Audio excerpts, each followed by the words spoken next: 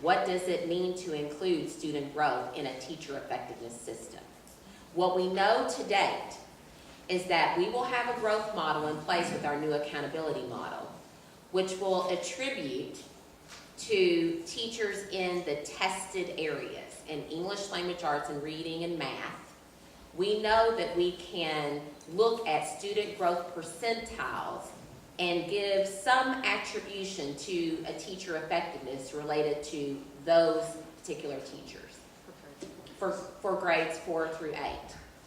The complicated piece of that is that group of individuals, that group of teachers, quite honestly only represents 30% of our teaching force. So the rest of the teachers, the 70% of teachers who are in non-tested grades and subjects, are what's causing more of the conversation to emerge.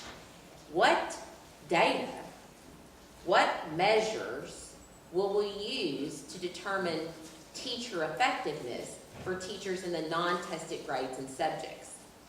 There is a steering committee that the commissioner has called together. It's entitled the Teacher Effectiveness Steering Committee, and he has a Principal Effectiveness Steering Committee that have been brought together. Dr. Greer, I believe you're on the Principal Effectiveness Steering Committee, right? Okay.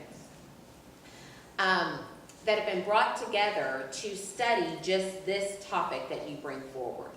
How will we discuss, how will we measure student growth, specifically for those teachers in the non-assessed areas?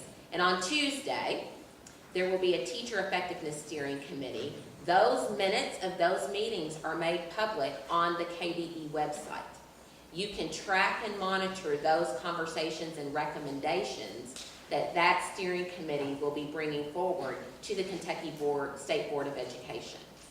At the State Board of Education's October meeting, we will hear from Dr. Steve Cantrell, who is a lead researcher who's working with the Bill and Melinda Gates Foundation to discuss more about this particular topic related to student growth. Just as a follow-up, is there a specific process underway to define student growth? There is, and that the steering committees are responsible for coming up with the recommendations. Thank you. Owner of Purposeful Joy, a leadership development program, which is useful in helping parents learn how to lead in their own homes, among other things. My pointed question at this point is regarding the question of student achievement. As an educator in the state of Texas, I was given the performance of my classroom of students the prior year. I was mandated to improve that group of 32 students to a year's growth in the current year.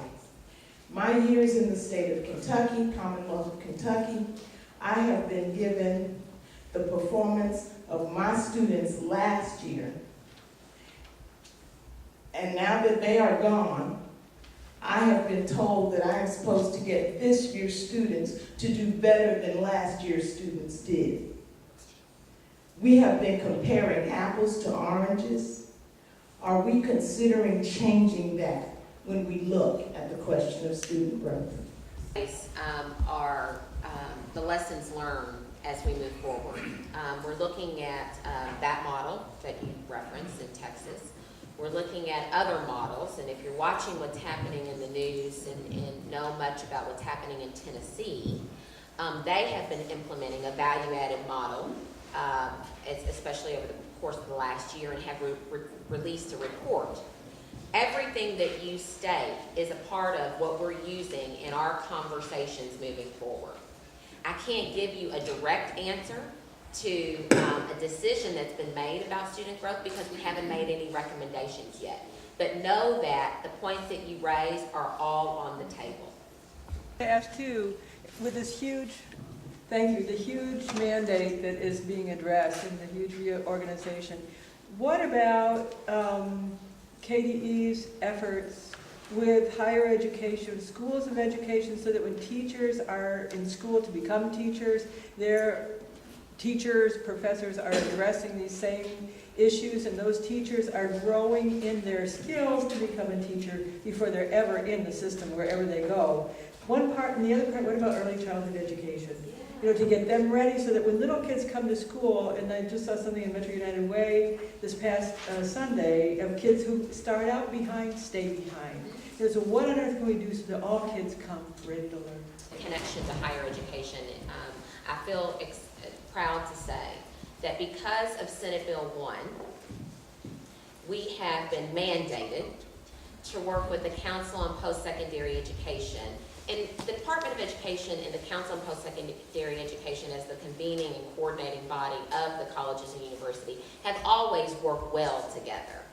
But what happened as a part of Senate Bill 1, it required us to work in a different way, in a more public and high-profile way, which meant all of you must come together to have these conversations, not only about implementing the Kentucky Core Academic Standards or Common Core Standards, which higher education, faculty from higher education have been involved and engaged as facilitators in our network meetings that you heard Karen mention, is also being woven into classrooms, faculty classes on a regular basis. The Council on Post-Secondary Education has also distributed grant funding to the colleges and universities, and the colleges and universities have also signed a common